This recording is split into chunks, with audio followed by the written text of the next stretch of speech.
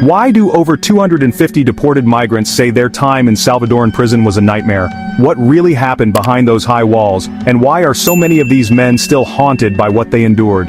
This is a story that goes far beyond headlines, a story of fear, survival, and the desperate hope for justice.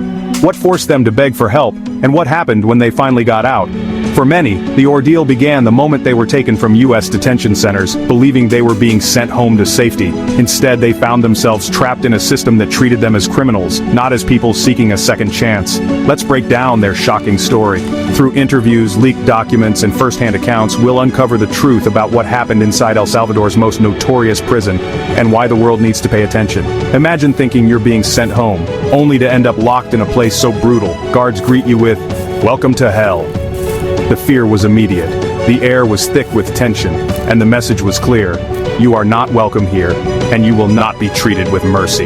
That's what happened to over 250 Venezuelan migrants deported from the U.S., many accused without evidence of being gang members.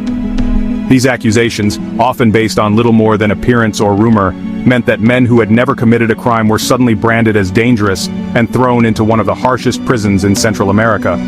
Inside El Salvador's Secot prison, it got even worse. The facility, known for its extreme security measures and overcrowding, became a living nightmare for the deportees.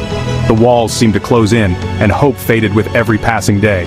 They described daily beatings, crowded cells, no mattresses, and almost no food, just beans and tortillas. The cells were so packed that men slept shoulder to shoulder on cold concrete with barely enough space to stretch their legs. Hunger gnawed at them constantly, and the threat of violence was always present. Shower at 4 a.m. or not at all. The water was freezing, and the guards barked orders, giving only minutes for dozens of men to wash. Miss your chance, and you'd go days without cleaning yourself, adding to the misery and humiliation. Forget about lawyers, phone calls, or even a call to your mom.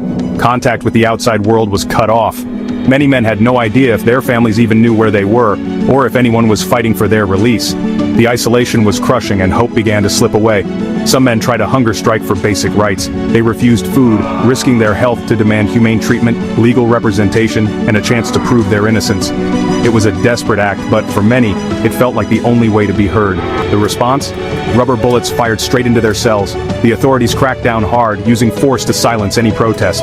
The message was clear. Resistance would be met with violence, and no one was coming to save them. One man said, "It was a nightmare. I heard brothers crying out, 'Mom, help!' Another recalled, "We felt dead, our spirits were broken, and every day felt like it might be our last."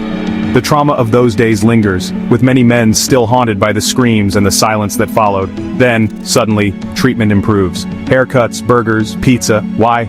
The U.S. struck a deal. Overnight, the guards' attitudes changed. The men were given better food, allowed to clean up, and even received visits from officials. It was as if someone had flipped a switch, but the scars of what they'd endured couldn't be erased so easily. These men were free, but many return home scarred forever. The joy of reunion with family was mixed with the pain of memories that won't fade. Some struggle with nightmares, anxiety, and the fear that they could be taken again at any moment. They survived, but at what cost? The experience left deep wounds, physical, emotional, and psychological. For many, the fight for justice and recognition is just beginning. Their stories are a warning about what can happen when human rights are ignored in the name of security. If you found this eye-opening, hit like, subscribe, and share your thoughts below. Your voice can help shine a light on these hidden stories and demand accountability for those responsible. Their voices deserve to be heard. By sharing their stories, we can help ensure that what happened inside those prison walls is never forgotten, and that no one else has to endure the same nightmare.